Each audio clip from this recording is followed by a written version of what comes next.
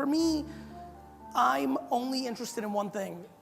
I'm only interested in the thing that is binding us all together. No matter what you do in this room, no matter what your profession is, an entrepreneur, work for an agency, designer, developer, no matter what you do, always and forever, our job is to tell our story. And that is never going to change. The way you make real money, the way you make real impact, the way things get changed is by great storytelling. It's always been that way, and it always will be that way, because I don't know if you guys heard, but we're fucking human beings, and that's what we like, right? And this is important. It's important for you to think about what I just said there, because really we need to reverse engineer what's actually happening. And that's what I spend my time doing. Not knowing how many of you know me, my whole career is predicated on reverse engineering what I think is gonna happen in the next 24 months, because that was still practical, right? Yes, I know we're all gonna be robots eventually, but that's 40, 60, 80 years out. I'm worried about 24 months out. And my biggest problem right now, in general, is that I feel that the far majority of people, businesses, organizations, media companies, all across the board, are storytelling like it's 2007 in a 2014 world. And that's all I ever think about. See, what I spend a lot of my time now in doing is figuring out how to storytell in micro moments. That we live in the greatest ADD culture of our time. That we have absolutely no time. I'm obsessed with the notion of how do I tell you my story when you take out your phone and you do this, right? That's what we now do. We don't sit on a couch where we don't have a remote control like it was 1982, right? And we were able to tell that story because the audience was captive, right? We were too lazy to get up. And unless you were going to make popcorn or take a piss, you were gonna see our story, right? Now, we live in a world where we have obnoxious amounts, unlimited amounts of outlets to do what we wanna do on our time and how we wanna do it. We live in a world where people only wanna watch TV now, where they watch the entire season in one night, right? That's how we roll. It's on our time. How many people here, this is gonna be a lot of fun for me, and I'm gonna block the lights. How many people here, by show of hands, and don't half-ass me or head nod me, give me your full fucking hand, how many people here get pissed when somebody calls them? Raise your hand. Let me just tell you something right now. Thank you for the lights, keep that on, because I like their faces. 70% of this audience just raised their hand at the thought that if another human being calls them, they're pissed and annoyed. You know why? Because we've gotten to a place where everything now is on our time, right? You watch the show when you want to watch, not because it airs on Wednesday from 8 to 9 p.m., right? You like texting because you can respond to that person on your time. We're in control of the one asset that we all give the most fuck about, and that's time. And with that, that has created an awfully interesting challenge to actually storytell into reality.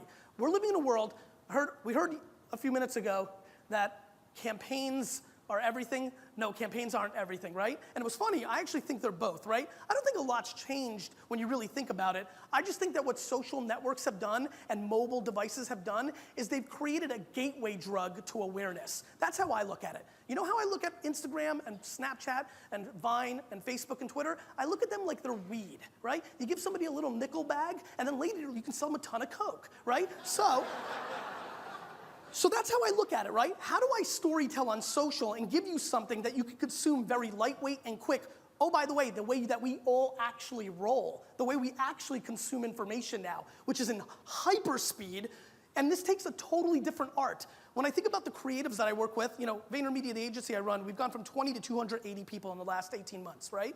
And a lot of them are very qualified. In the first 30, I made sure nobody ever worked at an agency, right? I wanted to have that DNA. But now we're obviously hiring extremely talented creatives and things of that nature. And I'm trying to break them down, to be honest with you, because what we're living through is a very big culture shift in storytelling. See, we've just lived through the last 70 years, as I'd like to call it, movies and docs, right? Heavy thinking, a lot of prep work, a lot of things heavy, thick, heavy. Now we're living in breaking news, right? The skill set to be a great breaking news storyteller versus being a great movie storyteller is quite different. And not that the movie thing is dead. I actually don't think in a social media world that stuff doesn't work. I actually think it works just fine. I just don't think it works as the only thing we can do now. And so we have this other avenue where we have to start respecting the nuances of the platform. I have 200 people who spend their entire day's lives thinking about how to actually market and storytell where our eyeballs and ears actually are, because they're not in the places where a lot of companies and entrepreneurs spend their time. Listen, I'm not gonna pick on outdoor media, print, radio, television. That's just too easy. I'm gonna pick on digital. Let's talk about Google AdWords, down 15% in the last year in click-throughs, reported by Google, down, digital. Email marketing, I built my first business, my wine business, on email marketing. How many people here have email marketed in their careers ever? Just raise your hands, just try, great. Let me blow your fucking face off. Do you know what my open rate for winelibrary.com was in 1996 with a 400,000 person email list? 89%, right? You know what happened to email marketing? The one thing that I know more than the sun is coming up tomorrow, that marketers ruin everything. As a proud marketer, it's what we do. When something new comes out, we try to figure it out. Go look back at 1995 to 2000 click-throughs on banner ads. 10%, 20%, 30%. Now, if you get 0.01, you're a hero. Marketers ruined it, right? Email marketing really collapsed in the last 3-4 years. Why? Oh, I don't know. Maybe because Groupon and Living Social. Let's talk about them for a half a second. How many people here, by show of hands, signed up for Groupon, Living Social, or Daily Candy? Raise your hands. Okay, good. Love this crowd. Everybody. Do you guys go back with me for a second. Do you remember 4 years ago how you couldn't wait to get $40 of fucking sushi for 20 bucks? That it was the best thing that ever happened to you? That you couldn't wait to get that $80 spa treatment for $40? Well, what happened? You hate it now. You know why? You all unsubscribed and deleted because they started giving you more stuff that you didn't want. Now you don't give a shit if they're offering you $1 million house for $100. You're like, delete, spam, unsubscribe. And the same thing's happening in social, inevitably, but then you start looking at why Facebook, in my opinion, Facebook's the worst PR company in the world. Like, Facebook should fire everybody in their PR department because they are positioning themselves so poorly when they're actually executing on the future of storytelling. Now, they're getting a little rogue because they're getting excited about their stock price and pushing a little too much to the paid. But the fact of the matter is, the notion of we are not great at self-policing the content we see and we don't unsubscribe. You're still following people on Facebook that dated your best friend 4 years ago. I mean, it's just what we do. We don't unsubscribe, right? And so the notion of letting the best quality content get to you based on your actions is going to happen. Whether the EdgeRank algorithm's right, whether Pinterest or Tumblr or somebody else, or Twitter clearly needs it, comes out with their own and it's better, that's up to the science nerds. I'll let the mathematicians take care of that horseshit. What I want us to focus on is this, which is one thing. Quality storytelling always wins, always. And what we need to do is one major thing, and this is where everybody gets fucked up. Everybody thinks it's about the content. And all the action right now is in the context. Let me explain. Everybody looks at social networks, and this is probably the smartest thing I'm gonna say, so maybe if you're gonna pay attention, just listen to this one statement. Everybody, 99% of the people out there, and I spend all my time looking at all this stuff, are looking at social networks as distribution. You're doing something somewhere else, and then you're using the tweet to drive towards it. You're using the Facebook status update to drive towards it. We default into thinking that social networks are distribution because we treat it like email. To really win in the world that we're all about to embark into, we need to start respecting all these platforms. And when I say social networks, I'm just using that as a general term to any websites where people actually spend time, right? And even better if we actually have an ability to create a profile on it and be part of the conversation, right? And so we have to start respecting the context and the nuances of the room. When you start looking at the data, which gets a little math nerdy, even though I dissed on it, I spent plenty of time on. When you start looking at if you have the exact same 1,000 people on Facebook, the exact same 1,000 people on Pinterest, right? You post the same exact thing at the same exact time, and they act completely different, that's when you start understanding how much the context matters. Because the one thing we are not doing anywhere close to enough in our space, us smart people that are in this awesome room, the one thing we are not doing enough of is respecting the psychology of why people are in where they are at that time. This isn't social network sites. This is Facebook. This is Pinterest. This is Instagram. This is Vine, Tumblr. They're very, very, very different. When you are on Facebook, that's an all-encompassing awareness around your social graph. When you're on Pinterest, your psychology is intent to buy or aspiration to buy. You need to be storytelling differently in those platforms. We have to be giving them different visuals that are mapped to the psychology, not to the number of users that are there, not to why, we need to be why they're there, not how come they're there. And we have to really start focusing on this, because when you start looking at it, the one thing that is really deteriorating in our world is the amount of time we have. Everybody's pounding at this one asset. It's the one asset that none of us are gonna get more of, and the battle, the supply and demand of attention is completely out of control. Completely. Listen, if any of you grew up in Jersey or drive through Jersey, you know that I love outdoor media. Building Up Wine Library TV, I put up billboards of myself, mainly because I had that commute from New York and I just like looking at myself. I've got an ego like that. But I love outdoor media. It brand this, that, and the other thing. I've stopped being excited about outdoor media because I was looking around, and I've got something for you guys to all do. I know probably a lot of you live in a city, but the next time you're out of it or you're driving, do me one favor. Remember this talk. And when you're driving, look at 5 people. And I promise you, 3 of them are texting, right? Oprah's right. It's dangerous out there. It's getting real dangerous out there, right? So, my friends, outdoor media. My clients are spending hundreds of millions of dollars trying to tell stories on billboards. Meanwhile, customers aren't looking at billboards. They're not even looking at the fucking road anymore. And this doesn't take into account the fact that we have self-driving cars coming. You think you're gonna be looking at billboards? You're gonna be fucking working. We're gonna be fucking eating and talking and fucking chilling. I don't know. You know, and so we're living through a major culture shift, and the only thing anybody in this room should care about that is the same for everybody is where the eyes and ears of everybody are. That's what matters. Attention is the only commodity.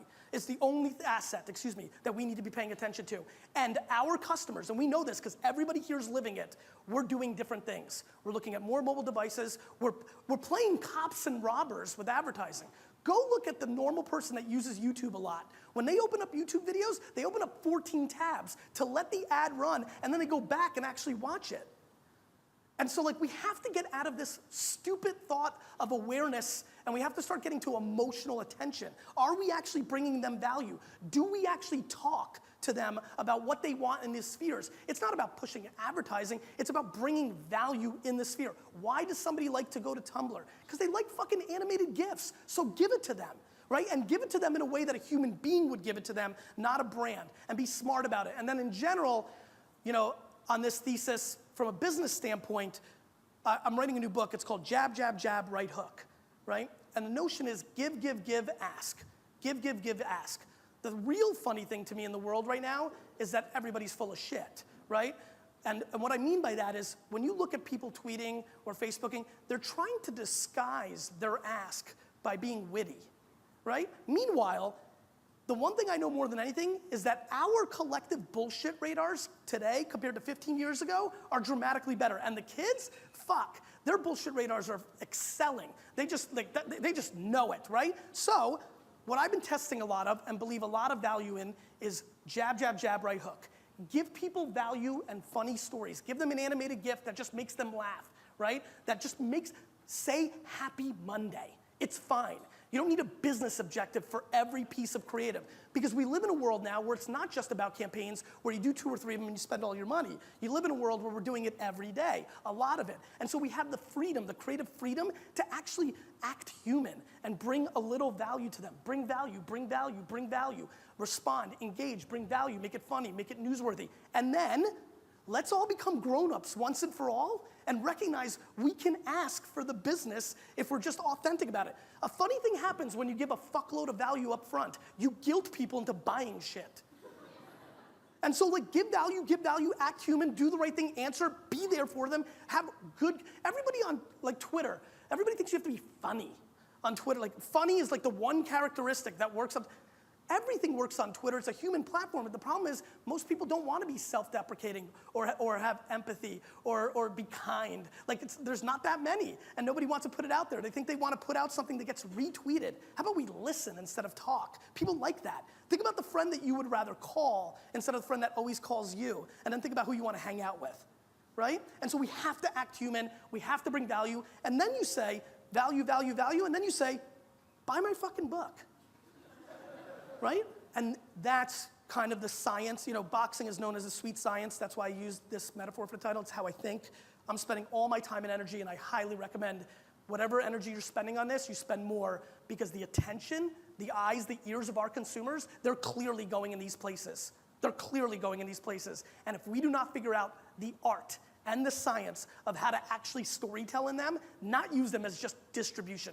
Realize how stupid it is to use the same picture on Instagram, Facebook, Twitter, and Tumblr. Realize that. Understand there's a real science in this, a real storytelling battle going on right now in these platforms, and understanding that you as an individual act differently when you go into a boardroom in a business meeting than you would when you go with your girls to Las Vegas for the weekend, than when you would when you go out with your boyfriend. You're still the same person, but the context of the room changes the way you storytell. Thank you.